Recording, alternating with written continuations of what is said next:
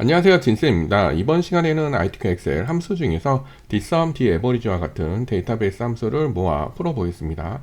ITQ 엑셀 준비하시는 분들께 조금이나마 도움이 되었으면 좋겠습니다. 자, 그럼 시작하겠습니다.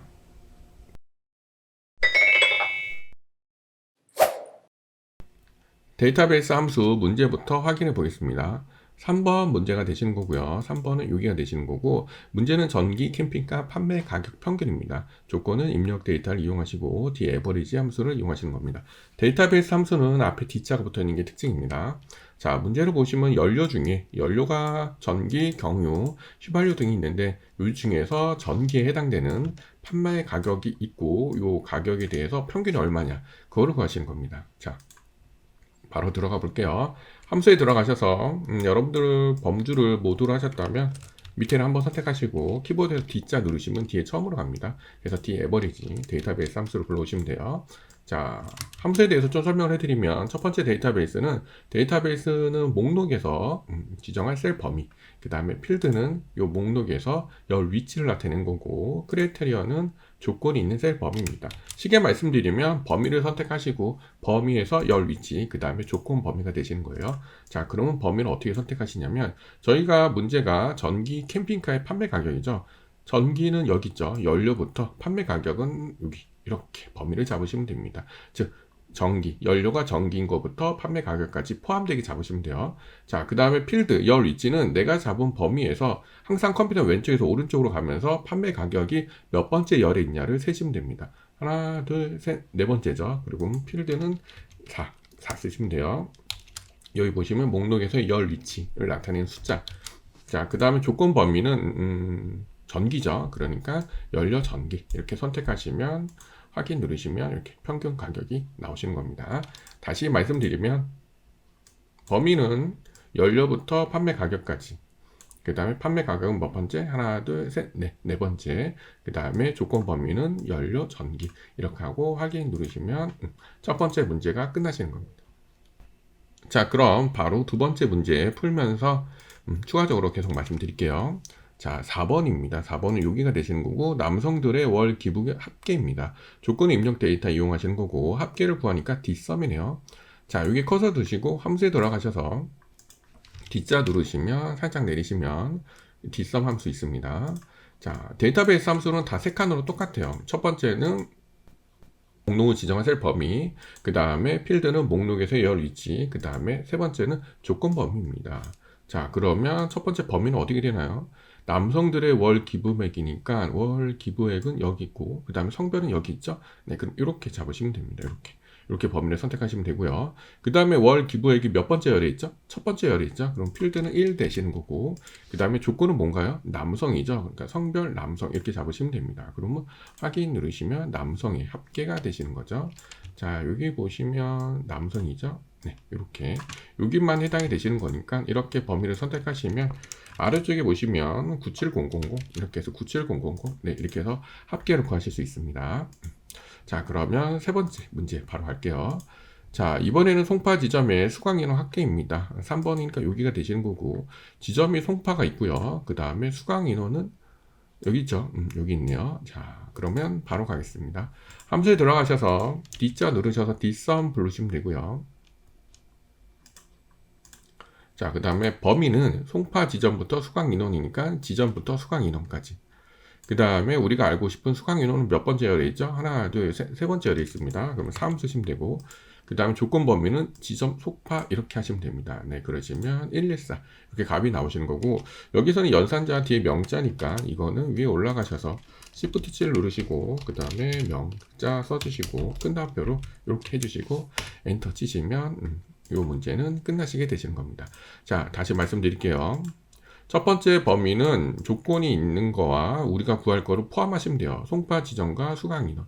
그러니까 여기 지점부터 수강 인원까지 잡으시면 되고, 그 다음에 이 범위 중에서 몇 번째 열? 하나, 둘, 세 번째 열. 그 다음에 조건 범위는 지점, 송파. 이렇게 하시면 됩니다. 자, 그러시면 다 똑같아요. 데이터베이스는 다 똑같습니다. 그러면 만약에 저희가 범위를 이렇게 잡으면 어떻게 되죠? 범위를 이렇게 잡으면 어떻게 되나요? 그러면 이 열 위치는 하나, 둘, 셋, 넷, 다섯 번째가 되는 겁니다. 여기서 5 이렇게 쓰시는 거예요. 5 쓰시면 똑같이 1, 2, 4 이렇게 값이 나옵니다. 포함되게만 잡으시면 돼요. 포함되게. 그래서 이렇게 잡으시면 됩니다. 자, 바로 갈게요. 자, 이번에는 4번입니다. 여기 구하시는 거고, 게임 모드 제품 중 최소 무게. 부가 기능이 게임 모드인 제품 중 최소 무게를 구하십시오. 다 입력 조건을 이용하시는 거고, dmin, 최소값을 구하는 min 함수인데, 앞에 d자 붙어서 데이터베이스 함수가 되시는 겁니다. 자, 함수 들어가셔서, d자 누르셔서, dmin 함수 불러오시면 되겠습니다. 자, 데이터베이스 함수는 다 똑같다고 말씀드렸죠. 첫 번째는 게임 모드부터 최소 무게니까, 게임 모드는 여기네요. 무게는 여기네요. 범위는 이렇게 잡으시면 되겠네요. 자, 그 무게는 몇 번째죠? 예, 세 번째. 그 다음에 조건 범위는 부가기능 게임 모드 이렇게 되시는 거죠. 네, 그러시면 2.5 이렇게 해서 값이 나오게 되시는 겁니다. 어떠세요? 데이터베이스 함수 어렵지 않으시죠? 자, 그러면 추가적인 거 하나 더 말씀드리겠습니다. 자, 예를 들어서 게임 모드 제품의 최소 무게가 아니고 다른 거, 뭐 내장 스피커라든가 이런 거에 대한 최소 무게를 구한다. 그러면 어떻게 할까요? 여기 보시면 단 조건은 입력 데이터를 이용한다고 되어 있습니다. 그래서 저희가 부가기능 게임 모드 이렇게 진행을 했죠. 자, 만약에 내장 스피커를 한다라고 하시면 여기 자체로는 미리 말씀드리면 못 구해요. 못 구하고요. 밑에 문제가 또 하나 추가적인 게 사항이 나옵니다. 어디부터 어디까지의 조건을 입력하십시오. 예를 들어서 부가기능과 내장 스피커를 다른 데다 이렇게 빼시고요. 이렇게 딴 데 빼시고 만약에 요 내장 스피커에 뭐 최소 무게를 한다 그러시면 똑같이 dmin 하셔서 데이터베이스 함수를 불러오시는 건 똑같고요. 그 다음에 부가 기능부터 무게까지 하시고 그 다음에 무게는 세 번째 이렇게 하시고요. 그 다음에 조건 범위가 여기서 이렇게 하고 컨트롤 누르시고 이렇게 해서 선택이 하시면 값이 안 나와요. 이게 안 됩니다. 그렇기 때문에 밖으로 뺀 부가 기능 내장 스피커 이렇게 하셔야지 값을 구하실 수 있습니다. 그래서 데이터베이스 함수를 푸실 때 조건을 입력 데이터를 이용하십시오 라고 하시면 그냥 바로 쓰시면 되는 거고요. 밑에 추가적으로 어디에다가 뭐 L4에서 L5 사이에 조건을 입력하십시오 라고 하시면 이렇게 바깥으로 빼고 진행을 하셔야 됩니다. 자, 이거는 이제 추가적으로 말씀을 드린 사항이고요. 다음 문제 넘어가겠습니다. 3번 문제고요. 3번. 자, 냅킨아트 공의 강자수. 조건의 입력 데이터 이용하시는 거고, 디카운트 A네요. 카운트 A는 카운트 저희가 개수를 셀 때 카운트란 말 쓰죠. 그래서 디카운트 A는 개수를 세실 때 쓰시는 겁니다. 함수에 들어가셔서 디카운트 A 불러오시면 되고요. 자, 여기서는 이제 세 칸으로 되시는데 첫 번째 데이터베이스는 냅킨아트는 6이죠. 9분. 이렇게 범위를 잡으시면 됩니다. 이렇게만 범위 잡으시면 되고, 그 다음 필드는 1 하시면 돼요. 왜냐면 저희가 잡은 거는 요만큼이기 때문에 요만큼에서 첫 번째 열이고, 그 다음에 조건은 9분 냅킨아트 이렇게 하시면 됩니다. 확인 누르시면 이 중에서 냅킨아트가 3개가 있다. 그래서 값이 나오시는 거죠. 아까랑은 틀리죠. 아까랑은 만약에 냅킨아트의 수강료의 뭐 합계를 구하라 그러면 범위를 이렇게 선택을 하시고 수강료가 하나, 둘, 셋, 넷 그래서 4 이렇게 쓰셔야 되는데 여기서는 단순하게 개수만 구하는 거기 때문에 이렇게만 선택을 하시고 첫 번째 열에 그 다음에 9분 냅킨아트 이렇게 하시면 개수 구하시는 건 끝나시는 겁니다. 물론 범위를 이렇게 선택을 하셨다면 앞에서부터 하나, 둘, 셋 이렇게 하셔도 되지만 범위를 저는 이렇게 선택을 하고 첫 번째 열에 그 다음에 9분 냅킨아트 이렇게 하시면 개수 구하시는 거는 끝나신 겁니다. 자, 똑같은 문제로 바로 다음 거 갈게요. 자, 3번 채식 제품 수를 구하시는 겁니다. 채식은 여기죠. 네, 여기로 구하시는 거고 그 뒤에다 개자를 붙이는 겁니다. 똑같이 디카운트 A를 쓰시는 겁니다. 자, 함수에 들어가셔서 D자 누르셔서 디카운트 A 불러오시면 되고요. 데이터베이스 범위는 이렇게 잡으시면 되죠. 그 다음에 첫 번째요. 필드는 1 쓰시면 되고 조건은 분류 채식 이렇게 하시면 됩니다. 그러면 3개가 있다. 채식이 하나, 둘, 셋, 3개죠. 그 다음에 연산자 쓰시고 뒤에 개자니까 Shift 7 하시고 그 다음에 개 쓰시고 큰 땀 하신 다음에 엔터 치시면 끝나시는 겁니다. 마지막 유형 다음 문제를 풀어보겠습니다. 자, 이번에 4번이고요. 4번 구하실 거고 데이터 사이언스 강좌의 신청인원 합계 여기까지 나온 게 아니고 반올림을 신명 단위까지 표시하십시오. 단 조건은 입력 데이터를 이용하십시오. 그래서 라운드랑 뒷섬이 나왔는데 합계를 구하니까 뒷섬 함수 쓰시면 되고요. 그 다음에 반올림을 하는 게 라운드 함수입니다. 라운드 함수가 처음 나왔으니까 설명 좀 해드리겠습니다. 함수에 들어가셔서 R자 누르시면 아래 처음에 가셔서 이렇게 라운드 함수가 있는데요. 자릿수를 지정하는 함수는 크게 세 가지가 있어요. 첫 번째 라운드는 반올림을 하는 거고요. 라운드 다운은 내림을 하시는 거고, 라운드 업은 올림을 하시는 겁니다. 여기서는 주어진 함수가 라운드니까 라운드를 선택하시고 확인 누르시면 라운드 함수는 총 두 칸으로 되어 있습니다. 첫 번째 넘버는 반올림을 하려는 수, 그 다음에 두 번째 칸은 소수점 아래에서 자릿수를 지정하시는 겁니다. 예를 들어서 이렇게 하는 거예요. 제가 여기 7777.777이라고 해서 소수점 4자리를 만들었습니다. 자, 이럴 경우 밑에서 내가 자릿수를 주시는 건데, 내가 만약에 소수점 2자리를 하겠다 그러면 2 쓰시면 돼요. 그러시면 이렇게 소수점 4자리가 2자리로 끊기면서 그 대신 세 번째 있는 자리가 반올림이 되면서 77이 되는 게 아니고 78로 되시는 겁니다.